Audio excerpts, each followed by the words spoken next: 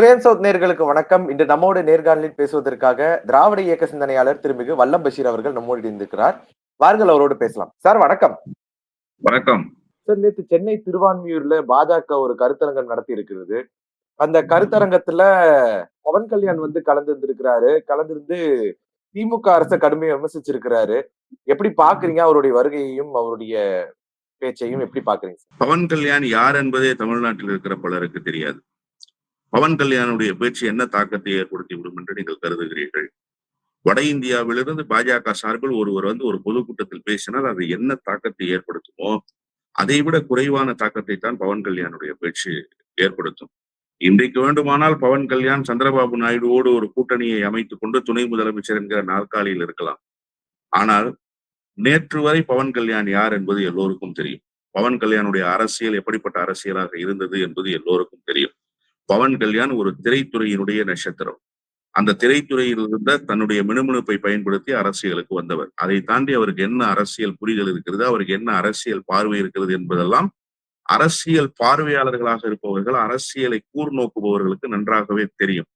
அவ்வப்போது கோமாளித்தனமான கருத்துக்களை தெரிவிக்கிற மனிதராகத்தான் அவர் வெளிப்படுகிறார். அவருடைய பேச்சு என்ன பெரிய தாக்கத்தை ஏற்படுத்தும்? என்னதான் வியூகங்களை பாஜக வகுத்தாலுமே கூட பவன் கல்யாண் மூலமா அந்த வியூகங்களை நீங்க இம்ப்ளிமெண்ட் பண்றீங்கல்ல, செயல்பாட்டுக்கு கொண்டு வர்றீங்கல்ல, அது எவ்வளவு பெரிய பின்னடைவை தரும். யாரு சார் பவன் கல்யாண் தமிழ்நாட்டுக்கு?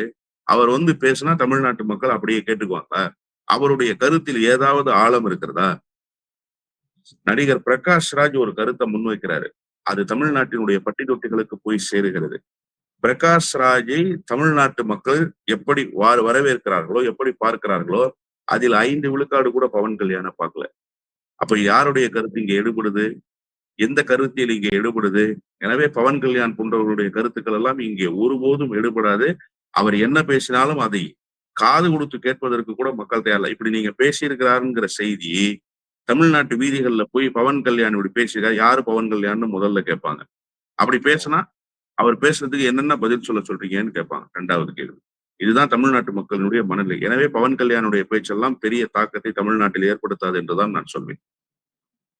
செய்திகள்லாம் பார்க்கும் பொழுது ஒரு விஷயம் நல்லா தெரியுது. என்னன்னா பாஜகவுடைய தலைமை ஒரு முடிவுக்கு வர்றாங்க. அதாவது இங்க இருக்கக்கூடிய தெலுங்கு பேசக்கூடிய மக்களினுடைய வாக்குகளை கவருவதற்காக தான் பவன் கல்யாண அனுப்பி இருக்கிறதாக சில செய்திகள் பரவுது. அவர்கள் பண்ணக்கூடிய இந்த சூழ்ச்சி ஜெயிக்குமா? தேசிய ஜனநாயக கூட்டணிக்கு தெலுங்கு பேசக்கூடிய மக்களுடைய வாக்குகள் போகுமா? பவன் கல்யாணால போகுமா? அப்படிங்கிற ஒரு கேள்வி இருக்கு சார். அதை எப்படி பாக்குறீங்க?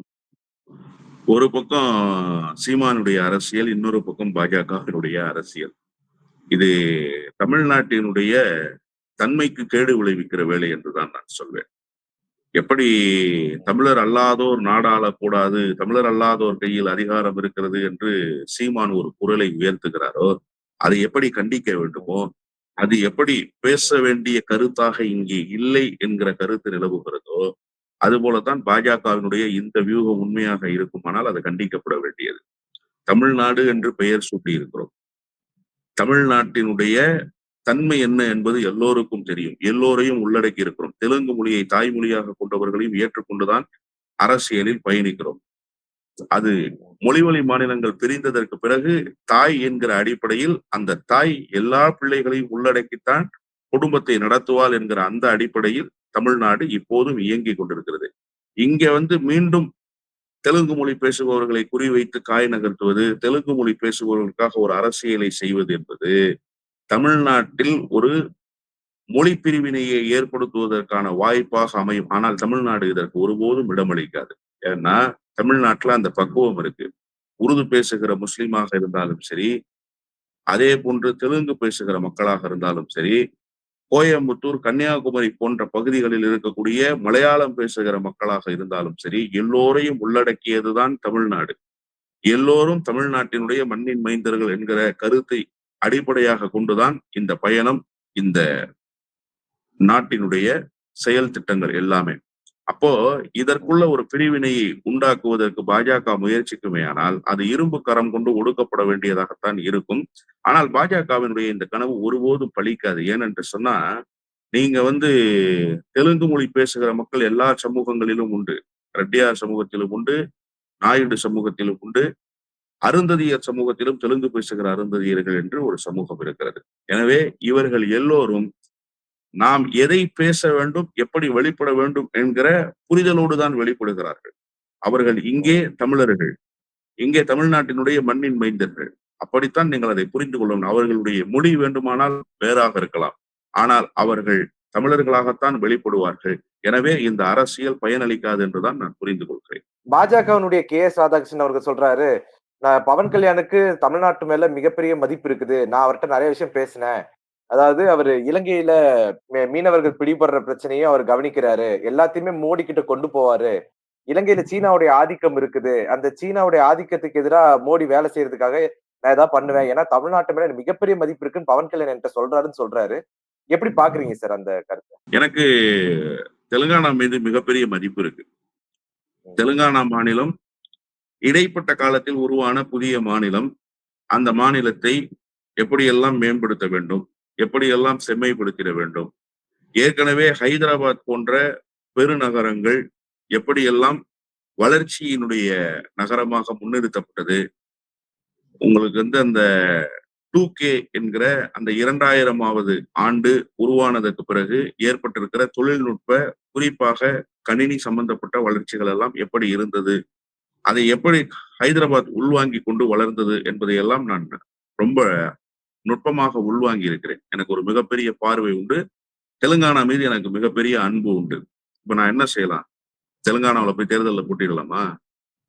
இல்ல தெலுங்கானால போய் அரசியல் கட்சி தொடங்கிடலாமா? அது வேறு. தமிழ்நாட்டுக்கும் பவன் கல்யாணுக்கும் என்ன சம்பந்தம்? பவன் கல்யாண் பேசுவாரா? காவிரியின் குறுக்கே மேகதாட்டுவிலே அணை கட்டினால் தமிழ்நாட்டின் பக்கம் நிற்பாரா பவன் கல்யாண்? கேரளாவினுடைய அரசு முல்லை பெரியாறு அணை பாதுகாப்பாக இல்லை, முல்லை பெரியாறு அணை உடைக்கப்பட வேண்டும் என்று சொன்னால் தமிழ்நாட்டினுடைய பக்கம் நிற்பாரா பவன் கல்யாண்? ஒன்றிய அரசு பேரிடர் காலத்தினுடைய நிதியை கூட கொடுக்க தவறுகிறதே, பேரிடர் நிதியை கூட தராமல் மாற்றாந்தாய் மனப்பான்மையோடு நடக்கிறதே, தமிழ்நாட்டினுடைய குரலாக ஒழிப்பாரா பவன் கல்யாண்? ஜிஎஸ்டியினுடைய நிலுவைத் தொகையை தராமல் மறுக்கிறதே, தமிழ்நாட்டினுடைய குரலாக ஜிஎஸ்டியை கொடுங்கள் என்று மோடி இடத்திலே பேசுவாரா பவன் கல்யாண்? இன்னும் சொல்கிறேன், சர்வ சிக்ஷ அபியான் திட்டத்தை ஏற்றுக்கொண்டால்தான் நிதி தருவோம் என்று தர்மேந்திர பிரதான் என்கிற ஒன்றிய அமைச்சர் பேசியதற்கு பிறகு ஒரு மிகப்பெரிய யுத்தத்துக்கு தமிழ்நாடு தயாராகி விடுமோ என்கிற ஒரு சூழல் நிலவுகிற இந்த நேரத்தில் கூட மொழி போராட்டத்தை நடத்தியவர்கள் இப்போது நிதிக்காக போராட்டத்தை நடத்துகிற ஒரு கட்டாயம் வந்து விடுமோ என்கிற இந்த தருணத்தில் தமிழ்நாட்டுக்கு வந்தவர் தமிழ்நாட்டுக்கு ஏன் நிதி ஒதுக்கவில்லை என்று ஒரு வார்த்தை கேள்வி எழுப்பினாரா? எதன் அடிப்படையில் தமிழ்நாட்டின் மீது பற்றுக் கொண்டிருக்கிறார் என்று கே எஸ் ராதாகிருஷ்ணன் ஒரு அரசியல் அனாதை நான் இன்றைக்கு சொல்கிறேன். அவர் எந்த இடத்துக்கு போனாலும் அந்த கட்சியினுடைய தலைமையை கீழே இழுத்து தள்ளி குழிக்குள் போட்டு புதைத்து மண்ணை மூடிவிட்டுத்தான் திரும்பி வருவார்.